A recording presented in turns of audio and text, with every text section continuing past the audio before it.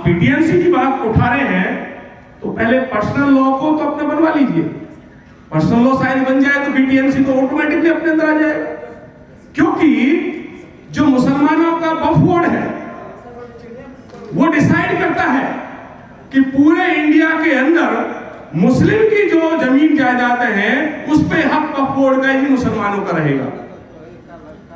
हिंदुओं की जो कमेटी है ऐसे उनके पर्सनल लॉ के अकॉर्डिंग उनकी रहेगी वो जमीन। जैन लोगों का जो है जैनों की कमेटी बनी, जैन के अंदर रहेगी। सिख लोगों की कमेटी बनी हुई है, वो सिख लोगों के अंदर रहेगी। ईसाई लोगों की होगी।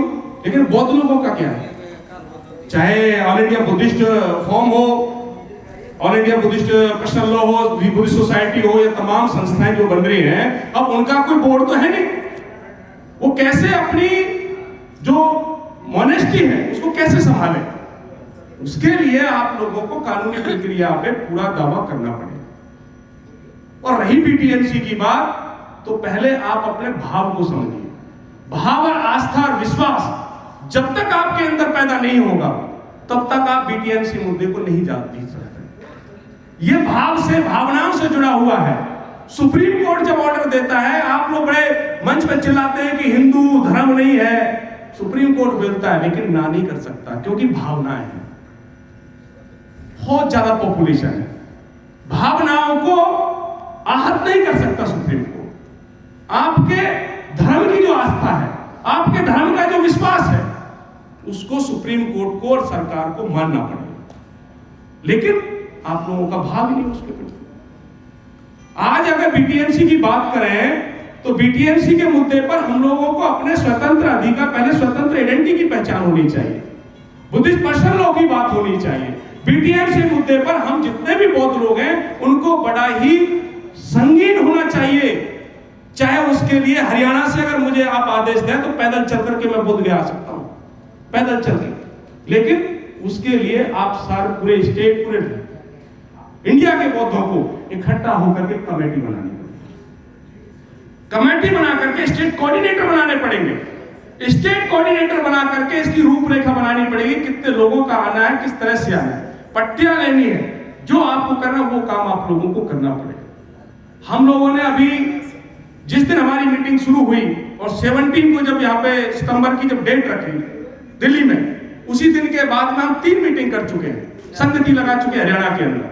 पहली संगति हमारे अमरजीत गौतम जी हैं, उन्होंने रोहतक में लगवाई। दूसरी संगति लास्ट मंथ में मैंने पानीपत में लगाई। तीसरी संगति 31 मार्च को रेवाड़ी में होने वाली है। चौथी संगति हो सकता है पलवल में हो। तो बराबर हमारा यह मुद्दा है कि जो बौद्ध लोग हैं वो इकट्ठा हो और इकट्ठा होकर के अपने हक अधिकार को समझे, उसकी लड़ाई लड़े।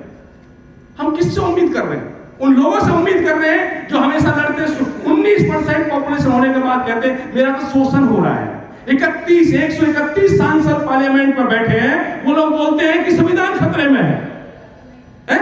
आप लोग बोलते हो ना कि हिंदू राष्ट्र है और हिंदू सारे लोग हैं, और फिर हिंदू कहते हैं कि हिंदू राष्ट्र मुसलमान कब्जे हो जाएगा, हिंदू राष्ट्र कब्जे में। तो मजाक उड़ाते हो ना? तो तुम्हारा मजाक नहीं उड़ाया गया कि 131 सांसद बैठे हैं और संविधान खतरे में है। सारा झूठ मारा ना 131 सांसद को। क्यों खतरे में भाई? 131 सांसद की वजह से खतरे में है क्योंकि वो बोल नहीं रहे हैं। जिस दिन वो रिजाइन दे दे, आज 131 सांसद में से 100 रिजाइन दे दे, एक दिन में सत्ता गिर के हो जाएगी, बच गया आपका संविधान।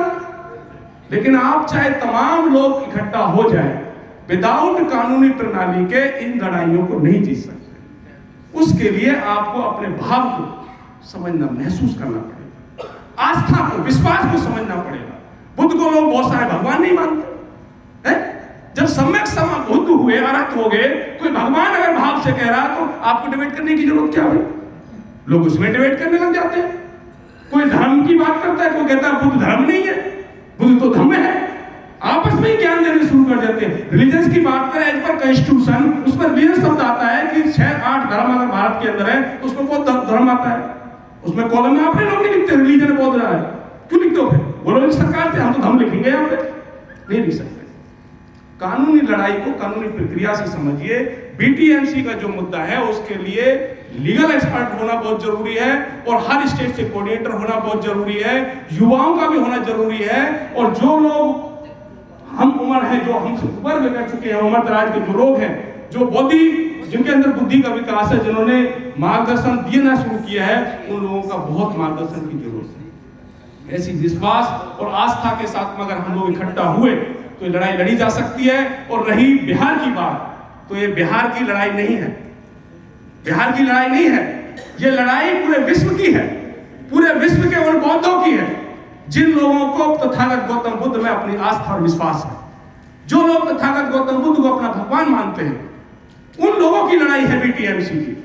तो ये पूरे देश में इंटरनेशनल पर हम लोगों को लड़ाई लेके जानी पड़ेगी, इसको रखना पड़ेगा हमें, चाहे वो एमएससी हो, चाहे तिब्बत की हो, जापान की हो, चीन की हो, बर्मा की हो, भूटान की हो, श्रीलंका की हो, एम्बेसियों में जाकर के एम्बेसडर से उनसे कोऑर्डिनेट करना पड़ेगा, उनको ज्ञापन देना पड़ेगा कि आप सब लोगों को हमारी लड़ाई में सम्मिलित होगा, क्योंकि बौद्धों के अधिकार का हनन हो रहा है। महाबोधि विहार जहां पर महाकारुणिक तथागत गौतम बुद्ध को ज्ञान पैदा हुआ और अष्टचक्र का जहां पताका उन्होंने लहराने की शुरुआत की, वही बौद्धि शत्रु का जो टूट गया है वो आज दूसरों के हाथों में है, जबकि अन्य धर्मों की जो धरोहर है वो उनके हाथों में नहीं है, उन्हीं के हाथों में, हमारी धरोहर उनके हाथों में। तो हमारी धरोहर हमें मिलनी चाहिए, ऐसा हम आप लोगों से निवेदन करते हैं। ये लड़ाई हमारी सही तरह